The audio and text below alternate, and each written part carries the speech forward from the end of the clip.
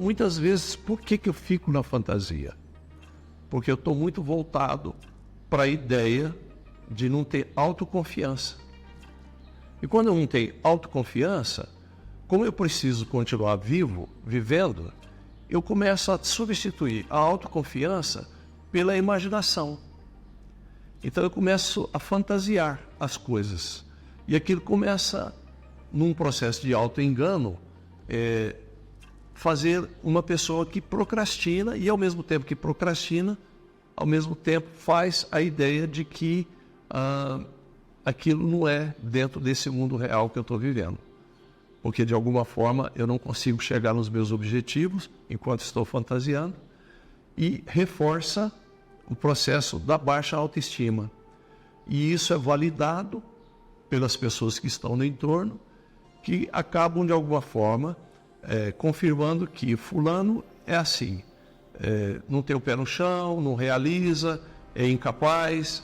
E cada vez que a gente recebe um reforço desse, isso configura em nós uma falsa assertiva de que nós somos incapazes.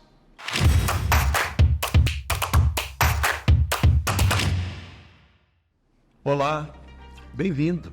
Estamos juntos aqui no Cantinho do Ari. É uma alegria para mim compartilhar com você que me vê, me ouve, e a gente poder estar nesse momento refletindo sobre questões que são de fundamental importância, que refletem o nosso comportamento emocional, social, e são questões que, uma vez visitadas por um olhar diferente, ele pode trazer uma reflexão com um retorno, diria, um pouco mais sustentável. Esse olhar, ele é um olhar que tem um misto de psicologia, filosofia, espiritualidade, porque é exatamente isso que move as nossas vidas, né?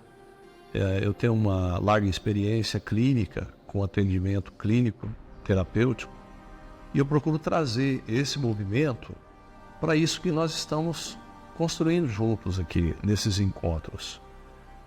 Então, eu estava falando no vídeo anterior sobre medos, né? E agora eu quero falar um pouco sobre fantasia, né? Que é algo que está ligado também a isso. Então, assim, há um paradoxo, né? Aparentemente, entre habilidade original e fantasia. Então, assim, eu quero dizer a você sobre a questão da fantasia, que ela é parte do processo do início da nossa cocriação. Então, assim, nós temos uma mente que trabalha elaborando a partir do nosso racional, da nossa cultura, dos nossos valores, uma sintetização que vai produzir, a partir do que aquilo significou para nós, um ambiente inicialmente de fantasia. Então é muito importante a gente entender que a fantasia, ela é o primeiro ato da criação nossa. Então eu preciso fantasiar, mas eu preciso também desenvolver a habilidade de idealizar. Então, quando eu fantasio e transporto o ambiente da fantasia para idealização, aí eu já estou no campo de entrar no processo da operação, que é o processo do verbo, da materialização, da idealização. Então, todo o processo co-criador humano, ele nasce da fantasia, depois ele vai para a idealização, depois ele vai para a elaboração através da fala, do convívio, das relações, dos experimentos, e depois daí nasce uma ideia de projeto. E a ideia de projeto cria um objeto que vira um ideal, né? Então, dentro dessa perspectiva, nós acionamos um ambiente em contraponto à fantasia. Então, qual que é a grande questão dessa proposição, que eu acho que todos nós de alguma forma sabemos disso? A grande questão é, se eu fico na fantasia, e não sai do estágio da fantasia, eu passo a ser uma pessoa que perco o contato facilmente, sem perceber, da realidade. Então eu começo a viver fantasiando as coisas e começo a acreditar naquilo. Então eu crio um mundo paralelo a esse mundo que é o mundo que eu estou vivendo, dos 5 sentidos, que nasce da ideia da fantasia e vai reverberando até chegar no ponto da criação e da materialização das ideias. Então a fantasia, muitas vezes, ela pega a pessoa num ponto em que ela perde a capacidade de juntar, objetivar e realizar. Então é muito importante a gente entender que esses elementos da natureza humana, eles precisam ser dosados, né? E a gente não pode ter, para dosar esses elementos, a convicção absoluta de que a nossa confiança no outro seja cega.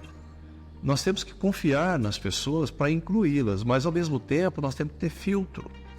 Porque através do filtro eu vou habilitar a permissão interna da habilidade original que eu trago. Porque são 8 bilhões de pessoas que tem no planeta. Não tem 2 iguais. Então, enquanto eu não entro em contato com a minha habilidade original, eu não vou ter uma noção de importância sustentável dentro de mim. Então, é relevante, fundamental, que eu saia do processo de validação pelo outro para mim começar a ter um resgate da autoestima como um elemento de demonstração daquilo que é a minha elementaridade, que é demonstrar quem sou eu, por que estou aqui, o que eu faço disso, o que isso faz em mim e para onde que eu vou com isso. Então, quando eu começo a trabalhar esse discernimento, eu começo a ter como resposta concreta um elemento muito singelo. Eu começo a separar o que eu não quero. E quando eu começo a eliminar, porque a primeira coisa que a minha natureza, em contato com a habilidade original, vai nos trazer, é a ideia daquilo que eu não quero. E quando eu começo a fazer isso, aí eu começo, saindo do que eu não quero, aí eu já começo a juntar o processo da idealização. E, surpreendentemente, eu começo a realizar. Então, é plausível esse processo sem ter que passar por elementos espetaculares de intervenção do outro na nossa vida. Mas sim, trazendo para a gente mesmo essa retomada de consciência para ressignificar o valor de importância que cada um de nós tem para estar no mundo e ser um entre 8 bilhões e não ter outro igual. Então todos somos importantes, necessários e temos o mesmo valor de necessidade para o mundo. Então é muito importante que você siga esse canal e para não perder o conteúdo novo e curtir e compartilhar. E te agradeço e estamos juntos no Cantinho do Ari.